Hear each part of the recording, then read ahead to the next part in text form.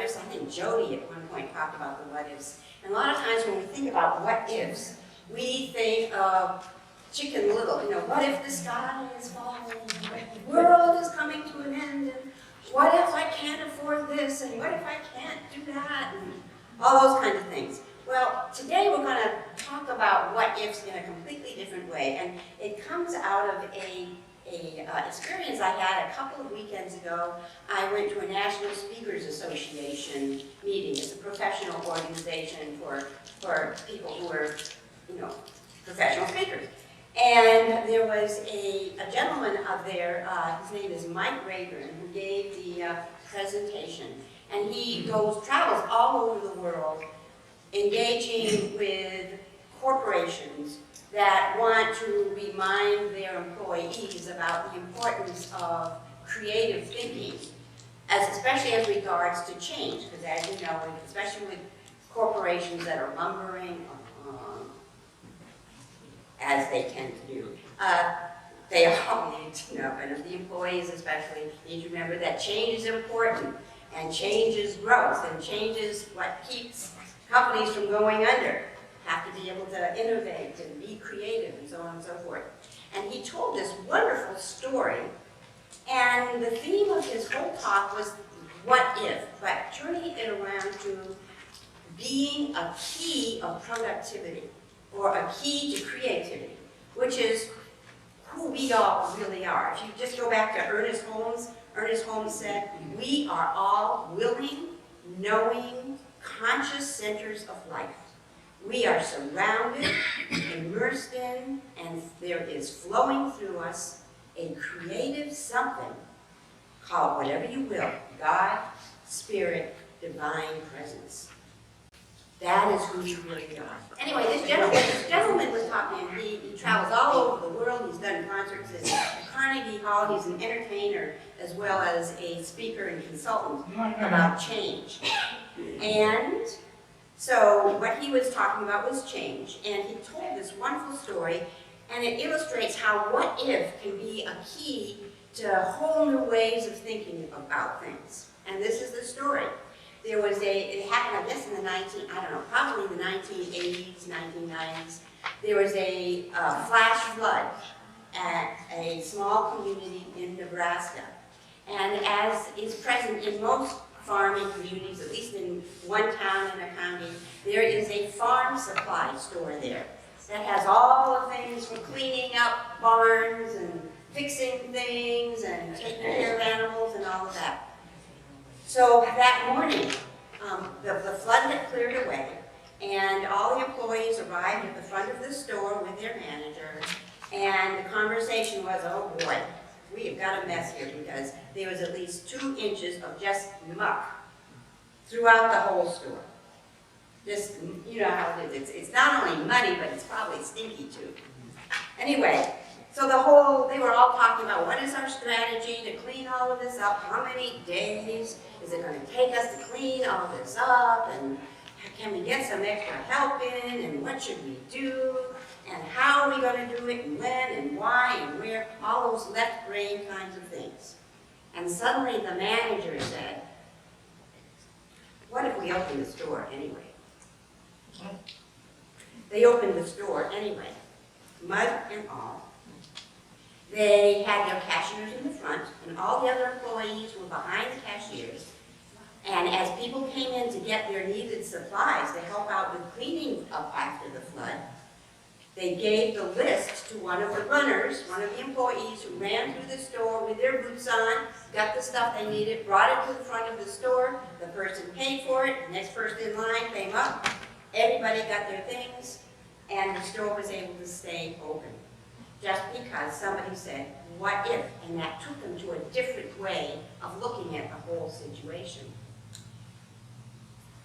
And I think this is a really important little key that I would like to give each one of us today.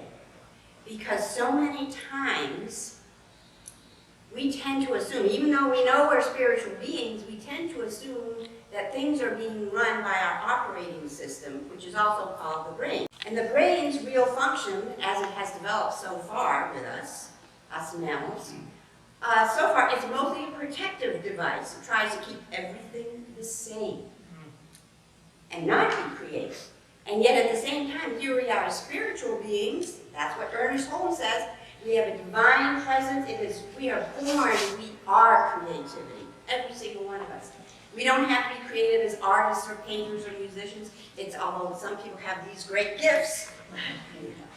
But we are, at our essence, that's what we are. We are creative presence. And what if could be a little key that can help us get around some of those challenges that our brain tends to keep us from adventuring forth with. So I'm going to tell you a little story that happened to me and how this what if sort of helped with it, and why I think this is so important. I have a group of ladies, they all graduated from a class that I taught at a nonprofit in Clayton called Oasis, and they provide all kinds of wellness and things for well-being for older adults. So I did my, of course, Tiny Habits class there, and we've continued meeting. And one of my goals this year has been to clean out all the closets and all the shelves of things that I've outgrown, basically. And there's this one closet that I set the goal for between, let's see, May and June. This one closet, it was the one that I just didn't even want to open the door because there were things in there that I moved, when I moved here 10 years ago, just put things together, just put things in there. But the biggest thing of all was every time I opened the door to look in that closet, which had stopped me from cleaning that closet for probably 2 or 3 years, the thing that really stopped me was inside, the first thing you see in this closet is a bona fide American Flyer snow sled. It's a big one. It's at least this tall. And it was when I was a kid and lived in the mountains of Massachusetts over in the western and Berkshires, we used to have the most magnificent days sledding down hills all over the place. And those kinds of sleds, I don't even know if they make those kinds of sleds. But I have often thought, boy, it would be a great Christmas decoration. You could wrap holly around it and lights and things, put it by your front door. And I just have never had the heart to throw it away. And I described this to my Oasis friends in our little group. And somebody suddenly said, well, what if you just put it aside and start cleaning the closet? But that's a perfect example of, we arrived with these brains, but we didn't, there's sort of an operating system and we didn't get the operating manual with them. And sometimes we don't realize what the brain's doing and how it sort of gets in our way. And especially in our left brain culture, in our culture, whenever we come up with a challenge or a problem, we tend to go to who, what, when, where, how. How am I going to do this? Where am I going to get the money?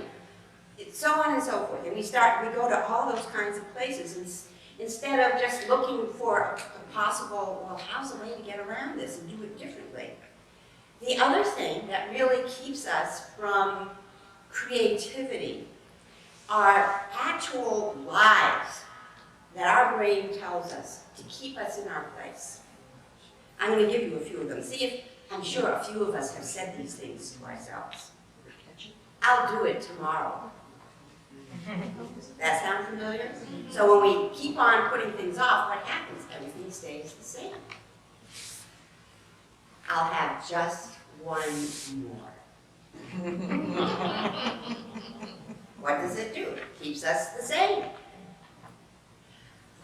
I'm just looking. How many times do we say that just to keep somebody from helping us who actually might have the product knowledge and the inventory knowledge to really be helpers, but we don't want to be bothered. So we say, oh, I'm just looking. How many of us say, I'm fine, I don't need any help? So we get to keep things the same. Or how many times do we say, I know just how you feel. Let me tell you my story.